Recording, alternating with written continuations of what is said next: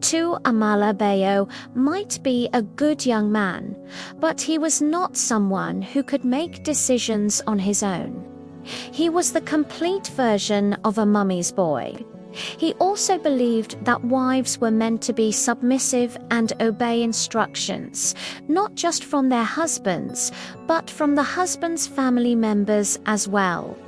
She was not ready for this kind of life.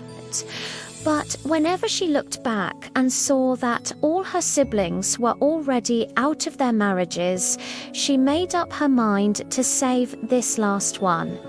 She was ready to give whatever it would take. A few days later, Bayo requested that Amalola lend him a very large amount of money. He wanted to resign from his job and set up his own consultancy business. Amala felt he was not fully prepared to stand alone in such a venture, but Bayo thought she was simply being wicked and unsupportive. Before things could get out of hand, Amala went deep into her savings and business funds and borrowed him the money he requested. So Bayo resigned from his job and started his consultancy business. A few weeks later, Amalala received a phone call from one of Bayo's sisters, Mrs. Arolo's second daughter. "When are you planning to get pregnant?" Bayo's sister asked over the phone. Amalala was shocked that a sane person could call only to ask such a personal question. She was dumbfounded and could not utter a word. "Are you not there?" the sister asked. "I'm sorry, I'm here," Amalala replied. The sister continued, "We all knew you might have delays, and that's if you can even have one at all. With your age, we were already prepared for the worst. And if you can't have a child, I have a young girl I can arrange for Bayo." She kept talking. Amala sat quietly, listening, her eyes filled with tears. Later that evening, when Bayo came home, Amala told him about the conversation. Instead of consoling her, he said, "My mum suggested we get a surrogate too. I was the one who told her to wait and see how this year goes. At least we just got married this year." At that moment, it dawned on Amalala that they had all been discussing her behind her back. For the first time in their 9-month-old marriage, she got angry and raised her voice. Bayo got annoyed too. They exchanged harsh words, and he left the house angrily. Amalala cried herself to sleep. She guessed she wasn't mentally ready for all this, but she forced herself to rest. She slept alone that night. The next morning, she waited for some hours, expecting Bayo to return home and prepare for the day's work. When he didn't come back, she decided to check his mother's house. "So you have the guts to sleep overnight without your husband, my own son, and you slept comfortably, only to come looking for him this morning?" Mrs. Arowolo asked angrily. "I knew he would be here because he is always here," Amalola replied quietly.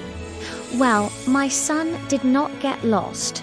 When he feels comfortable coming home, he will. Right now, he needs a break," Mrs. Arowo said coldly.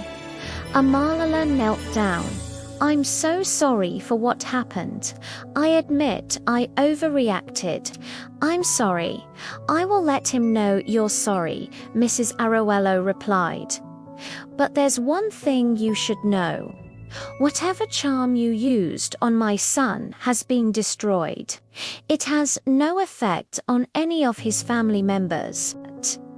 Do you expect us to sit and watch you waste our son's life?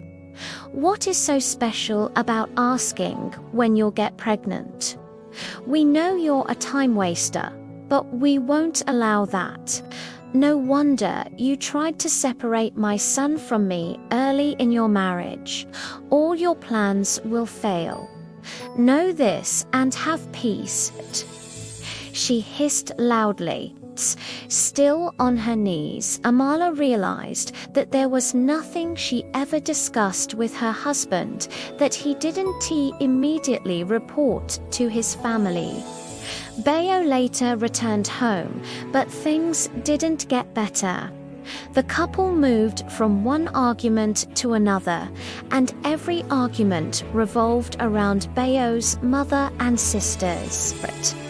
Soon, Bayo began spending 2 or 3 nights a week at his mother's house.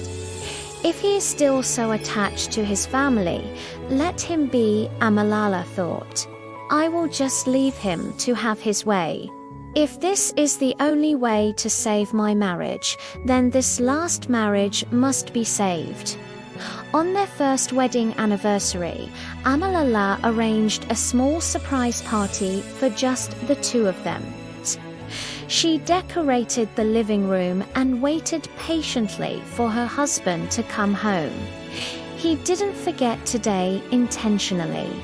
He has just been busy with his new business, she told herself.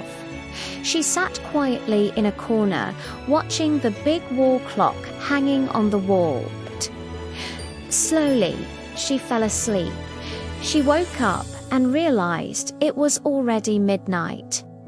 She picked up her phone and called Bayo. Surprisingly, he answered. "Are you not coming home tonight?" she asked gently. "No, I need some time for myself. I'll see you tomorrow evening," he replied. "It's our 1-year wedding anniversary. I thought we would spend it together as a happy couple," she said softly. "We should spend it together as a family, not as a couple," he corrected. "By now, there should be a baby in that house. I don't know why you still see us as a happy couple, because we're not. It's unfortunate that I just realized my mum was right after all, that you shouldn't have married me, right?" she asked through tears. "Please, Lola, just go and sleep. I'm not ready for this. It's midnight. Good night," he said and hung up. Amolala burst into tears.